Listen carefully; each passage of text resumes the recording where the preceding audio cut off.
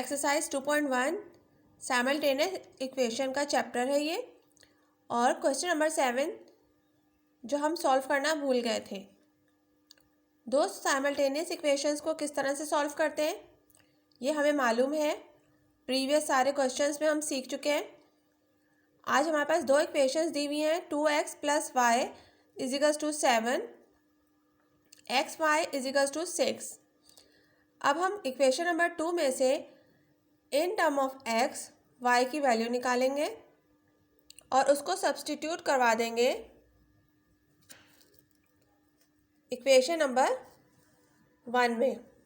तो जहाँ जहाँ आपको x नज़र आ रहा है वो तो सेम रहने देंगे हम। क्यों? क्योंकि हमने वैल्यू यहाँ पे क्या निकाली है, y की निकाली है। सही है। कुछ सवालों में हम in term of y x की वैल्यू निकालते हैं, लेकिन आज हमने y की वैल्यू निकाली है इन टर्म ऑफ x। तो जहाँ जहाँ y है वहाँ वहाँ हम y की वैल्यू सब्स्टिट्यूट करा देंगे इन इक्वेशन नंबर 1। ठीक है। फिर हम यहाँ इस स्टेप में देख सकते हैं कि हमें एलसीएम लेना होगा, जब ही ये वाला x 7 के पास जाके मल्टीप्लाई होगा। हमने एलसीएम ले लिया तो इस 2x के नीचे कुछ भी नहीं था, 1 था। तो 1 के टेबल में x कब आता है, x दफ़ा। तो जब इस 2x को मल्टीप्लाई कराया x से तो ये बन गया 2x²। ठीक है। बाकी इस टर्म के नीचे x मौजूद था तो x के टेबल में x कब आता है, 1 दफ़ा। x 1 था x। ठीक है। तो इस तरह से ये हो गई equation x² 2x² + 6 upon x = 7। अब ये वाला x जो है ये 7 के पास जाके मल्टीप्लाई हो सकता है। ठीक है।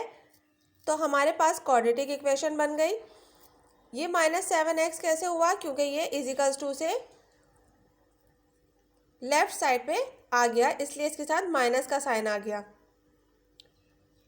अब ये इक्वेशन हमने 2x² - 7x + 6 = 0, हमने इसको मिडल टर्म ब्रेक करना है।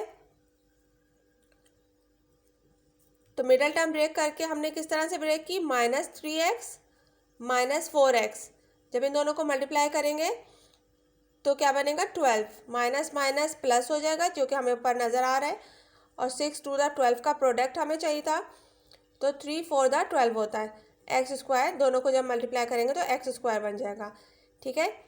इन इसका और लास्ट टर्म का प्रोडक्ट हमें मिल गया, और फैक्टराइज कराने से हमें बीच वाली मिडल टर्म ब्रेक हो जाए, प्लस या माइनस करें तो बीच वाली टर्म बने। तो जब माइनस माइनस प्लस करेंगे तो बनेगा 7, लेकिन साइन किसका आएगा, बड़े नंबर का, जो कि है माइनस।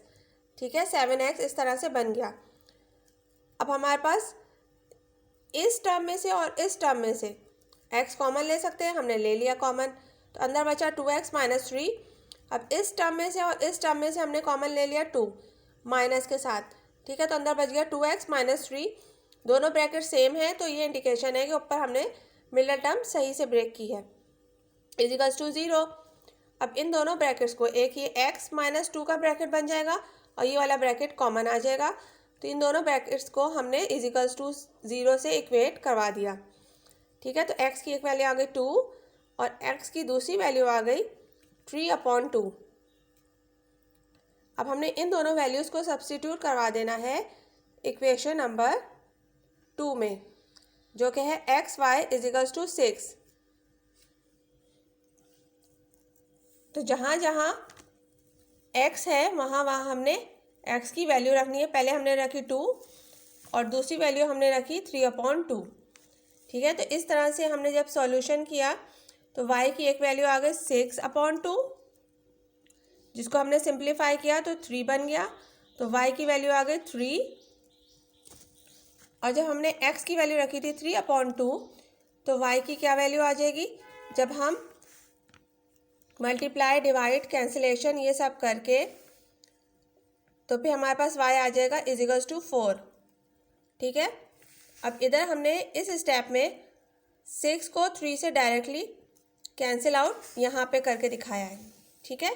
चाहे हम इस तरह से करें जब भी 4 आएगा, चाहे हम 6 को पहले 2 से मल्टीप्लाई करवा के और फिर 3 से कैंसिल आउट करें, तो जब भी 4 आएगा। ठीक है, ये आपके दोनों आंसर्स आ गए।